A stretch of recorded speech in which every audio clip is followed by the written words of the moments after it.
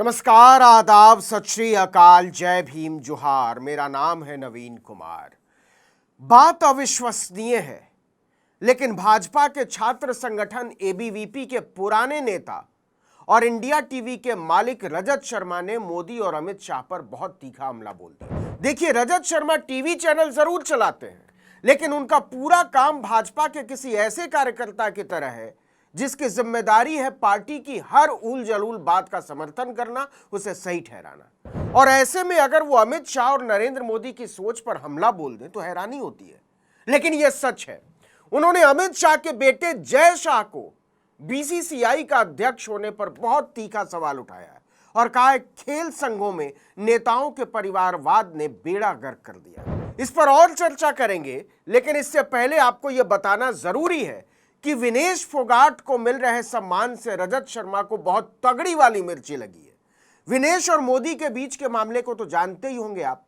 विनेश ने जब देश के दिग्गज पहलवानों को लेकर मोदी के दुलारे सांसद ब्रजभूषण शरण के छिछोरेपन के खिलाफ आंदोलन छेड़ा, तो रजत शर्मा के गुरु नरेंद्र मोदी और अमित शाह ने छोटी छोटी बच्चियों की छाती पर हाथ मारने के आरोपी ब्रजभूषण को बचाने के लिए पूरी ताकत झोंक डाली थी। तो क्या इसकी वजह से रजत शर्मा को विनेश को मिलने वाला सम्मान हजम नहीं हो रहा? आपने देखा भी होगा कि जब से विनेश दिल्ली के हवाई अड्डे पर उतरी हैं, उन्हें बेहिसाब सम्मान मिल रहा है। सैकड़ों लोग उन्हें रिसीव करने के लिए हवाई अड्डे पहुंचे थे। कोई उन्हें पैसे देना चाहता है, कोई पगड़ी पहना रहा है, कोई उपहार दे रहा है, तो कोई सैकड़ों किलोमीटर दूर से उनसे मिलने आ रहा है। हरियाणा के कई गांव उनके सम्मान में रात भर जागते रहे। लेकिन इससे रजत शर्मा को मिर्ची क्यों लगी? देखिए, 18 अगस्त को सुबह सुबह 8:50 पर रजत शर्मा ने एक ट्वीट किया।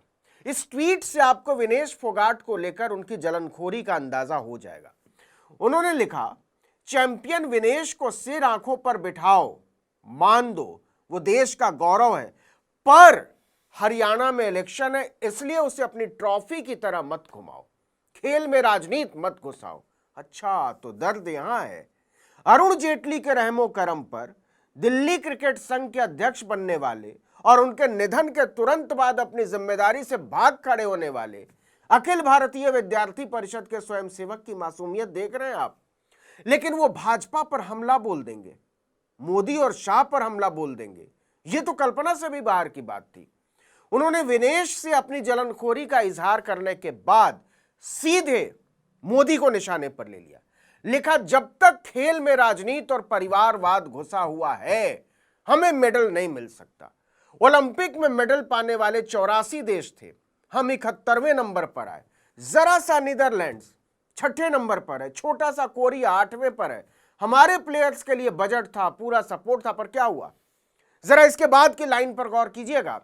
सच तो यह है, मेडल पाने के लिए जो 10-15 साल की तैयारी चाहिए, उसकी पहले 70 साल में किसी ने परवाह नहीं की। अब देख लीजिए, 10 साल से देश में किसकी सरकार है, किसकी तरफ इशारा कर रहे हैं रजत शर्मा। और नरेंद्र मोदी ओलंपिक को लेकर ही क्या क्या बोला करते थे, यह भी सुन लीजिए। क्या 120 करोड़ का देश जब भी ओलंपिक गेम्स होती है, उस समय टीवी में, अखबारों में, नेताओं में, सामाजिक जीवन में सब जगह पे चर्चा होती है, इतना बड़ा देश गोल्ड मेडल नहीं मिला, इतना बड़ा देश मेडल नहीं मिला, फलाना देश ये कर गया, ढिकना देश ये कहेगा। इसके बाद वाला आइटम ऐतिहासिक था, जबरदस्त, आइकॉनिक। अरे सिर्फ सेना के जवानों को एक काम दिया जाए कि जो न्यूली रिक्रूटेड सेना के जवान हैं, उसमें से मैपिंग किया जाए, स्पोर्ट्स में रुचि वाले हैं उनको एक अलग जगह पे रखा जाए और उनको ही ट्रेनिंग देने का काम शुरू कर दी जाए। मैं बताता हूं मित्रों, 5-7-10 तो मेडल ये हमारे सेना के जवान लेकर के आ सकते हैं। अब भारत के भकुआए हुए लोग बोल रहे हैं कि काश इस देश के प्रधानमंत्री मोदी जी होते, तो मोदी जी के इसी फॉर्मूले से 5-10 मेडल तो यूं ही आ जाते, यूं यूं यूं यूं 5-7-10 तो मेडल ये हमारे सेना के जवान लेकर के आ सकते हैं। तो रजत शर्मा ऐसे ही मोदी पर नहीं भड़के, 5-7-10 मेडल यूं ही लाकर दिला देने वाले 10 साल से कुर्सी तोड़ रहे हैं और देश पहुंच गया मेडल विजेता 84 देशों की सूची में 71वें नंबर पर। रजत शर्मा का भड़कना स्वाभाविक है, बनता है। इसको राष्ट्रीय अभिव्यक्ति का हिस्सा माना जा सकता है कि चुटकियों में 5, 7, 10 मेडल दिलाने की हांकने वाले चाप कर खा रहे, तान कर सो रहे और देश चला गया तेलहंडे में। क्या हम देश को इस दिशा में ले जाना चाहते हैं? ना मोदी जी ना, अगर आप प्रधानमंत्री होते तो देश इस दिशा में बिल्कुल नहीं जाता। क्या कहा? 10 साल से वही है पीएम। ओ, तो इसीलिए भड़के हुए रजत शर्मा महामानव पर कि मेडल पाने के लिए 10 साल की तैयारी चाहिए। लगता है वो पूछना चाह रहे होंगे कि क्या हुआ 10 साल में महाराज जी। और सुनिए, उनका हमला यही नहीं रुकता रजत जी का।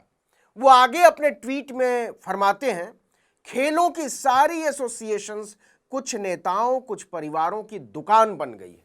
दुकानदार बोल रहे हैं जय शाह को।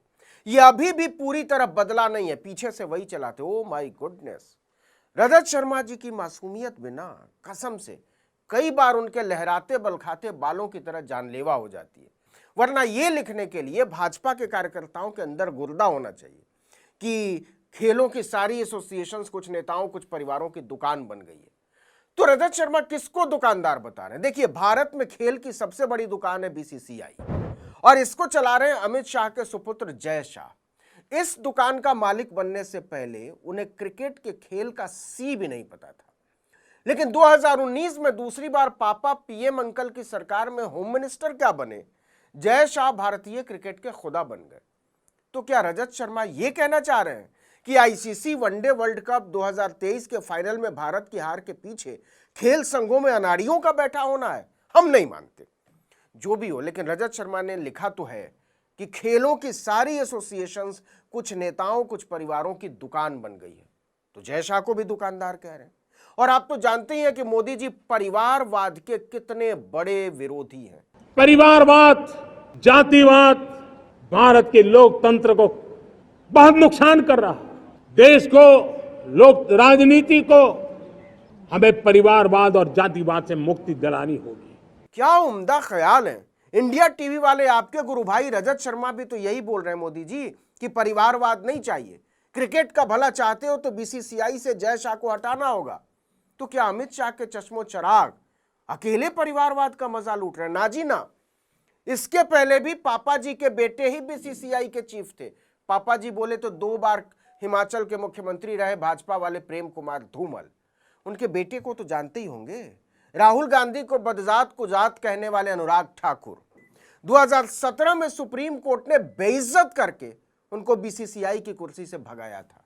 इन्हीं अनुराग ठाकुर ने परिवारवाद के खात्मे का संकल्प लेते हुए अपने भाई अरुण धूमल को हिमाचल प्रदेश क्रिकेट संघ का अध्यक्ष बना दिया। वाह रे वाह। अरे भाई हंसिए मत। मोदी जी, अमित शाह, रजत शर्मा, सारे लोग परिवारवाद का सफाया करने के लिए एड़ी चोटी का जोर लगाए हुए हैं। रजत शर्मा ने कैसे मोदी शाह पर हमला बोला है, जरा इसको और समझिए। भारतीय बैडमिंटन संघ की वेबसाइट देख लीजिए। हुजूर को पहचाना कि नहीं? रजत शर्मा ऐसे ही नहीं बोल रहे कि नेताओं को खेल संघों से हटाना होगा, बर्बाद कर डाला है। असम के मुख्यमंत्री हिमंता बिस्वा शर्मा को 2022 से 2026 तक भारतीय बैडमिंटन संघ के दूसरे कार्यकाल के लिए निर्विरोध अध्यक्ष चुना गया। वाह भाई वाह। मुख्यमंत्री भी आप, बैडमिंटन भी आप ही खिलाएंगे। रजत शर्मा मोदी पर हमले को आगे बढ़ाते हैं कि आपके नेता खेल संघों को अपनी दुकान समझते हैं। खाली अमित शाह के लाल जय शाह थोड़ी है। जरा तीरंदाजी संघ की वेबसाइट पर भी एक नजर मार लीजिए। एग्जीक्यूटिव कमेटी देखिए, सबसे ऊपर वाले चेहरे को पहचाने? मोदी सरकार में जनजातीय कार्य मंत्री और झारखंड के पूर्व मुख्यमंत्री अर्जुन मुंडा। 19 साल हो गए तीरंदाजी संघ का अध्यक्ष रहते। पूरे भारत में कोई मिल ही नहीं रहा उनके अलावा। रजत शर्मा ऐसे थोड़े न तमतमाए हुए हैं कि नेताओं ने खेलों को बर्बाद कर दिया है, खेल संघों को अपनी दुकान बना लिया है। और अर्जुन मुंडा के नीचे वाला भी देख लीजिए, captain Abhimanyu, senior vice president. और कैप्टन अभिमन्यु कौन है? विकिपीडिया देख लीजिए। 26 अक्टूबर 2014 से 27 अक्टूबर 2019 तक हरियाणा सरकार में कैबिनेट मंत्री, वो भी 8 विभागों के स्वतंत्र प्रभार समेत। रजत शर्मा का भड़कना इतना भी गैर वाजिब नहीं है। लेकिन रजत जी, कैप्टन अभिमन्यु तो आपके अपने भी डिपार्टमेंट वाले हैं ना। आप इंडिया टीवी के मालिक और संपादक हैं और वो हरियाणा के अखबार हरिभूमि के मालिक और संपादक हैं। तो देख लीजिएगा, उनको छोड़ सकते हैं क्या? थोड़ा मुरव्वत कर दीजिए। तो सर जी, ये लिस्ट बहुत लंबी हो जाएगी, इसलिए यहीं छोड़ते हैं। लेकिन रजत शर्मा ने बहुत बड़ी हिम्मत दिखाई है। भाजपा का काम करते हुए मोदी, शाह और उनके शिष्यों साथियों को आईना दिखाना बहुत मुश्किल काम है, और शर्मा जी ने तो धो ही डाला है। वैसे जय शाह, अनुराग ठाकुर, अर्जुन मुंडा, कैप्टन अभिमन्यु जैसे अपनी पार्टी के लोगों को दुकानदार कहना ठीक नहीं है, बुरा ना मान जाए कहीं। और हाँ, विनेश फोगाट को मिल रहे सम्मान से इतनी जलन मत रखा कीजिए। इज्जत देंगे तो इज्जत मिलेगी, बाकी पत्रकारिता की इज्जत का आपने जो फलूदा निकाला है उस पर फिर कभी। इस वीडियो में इतना ही, लेकिन अगर आपने आर्टिकल 19 इंडिया को अब तक सब्सक्राइब नहीं किया तो फौरन कर लीजिए, बेल आइकॉन दबाइए, घंटी जैसी आकृति, लाइक कीजिए और कमेंट करके बताइए हमारा वीडियो आपको कैसा लगा। हमारा ट्विटर हैंडल है article19_India और मेरा ट्विटर हैंडल है नवीन जर्नलिस्ट। नमस्कार।